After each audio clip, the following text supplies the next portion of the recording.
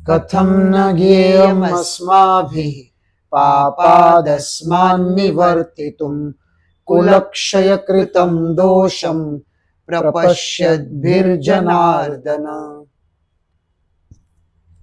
इससे पहले अर्जुन ने कृष्ण जी से कहा था कि कुल क्षय का नाश हो रहा है दोष, तो हम कितना उसको पाप हम Is it not बनाएंगे। wrong? हाँ, सही है।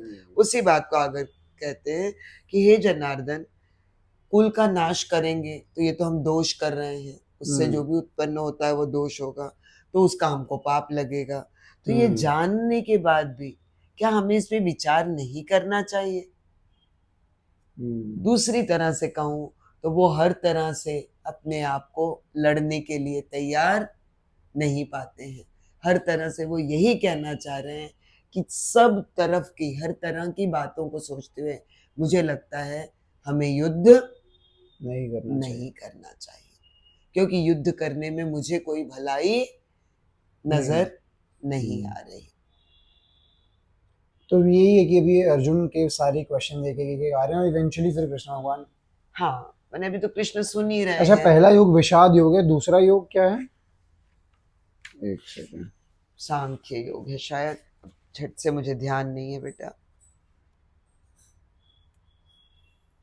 इसमें लिखा सांख्य योग, दूसरा सांख्य योग है। सांख्य योग का क्या मतलब होगा? संख्या के बारे में कुछ कैसे उन्होंने बताया होगा, समझाने, एक्सप्लेनेशन करने के लिए। हाँ, उसका एल्बर्ट आइंस्टाइन ने बहुत अच्छी बात बोली थी कि if you can, Albert Einstein ने किसी ने बोली होगी कि if you can explain something with the help of numbers only then it is logical.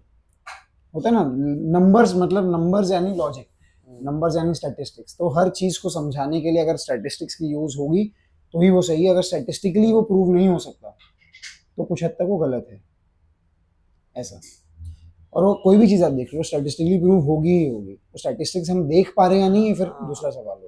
अब वो स्टैटिस्टिक में क्या प्रमाण भी आता है? हाँ, सब नॉट ओनली आस्था, जैसे महाकुंभ का कोई प्रमाण नहीं है, लेकिन आस्था का स्टैटिस्टिक्स अपने आप में, तो स्टैटिस्टिक्स वही उसका ये होता है।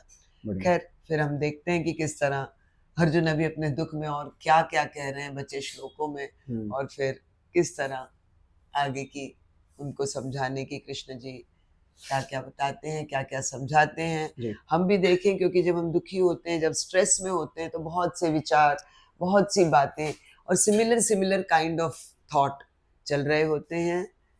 आपके मन में भी बहुत से विचार चल रहे होंगे, आपके कई कमेंट्स, कई सवाल मैं पढ़ लेती हूँ, कभी नहीं भी पढ़ पाती हूँ। जैसे समय मिलेगा, मैं काफ़ी प्रश्नों के मैंने आपके लिख कर रखे हैं, मैं ज़रूर एक दिन उनके उत्तर दूंगी। निराश मत होइएगा, ज़रूर मेरा जवाब आपके लिए तैयार होगा। माँ के तौर पर मैं उस बात पर हमेशा विचार कर रही हूँ, समय नहीं मिल पा रहा है, इसके लिए माफ़ी। आज के लिए श्री कृष्णम शरणम मम।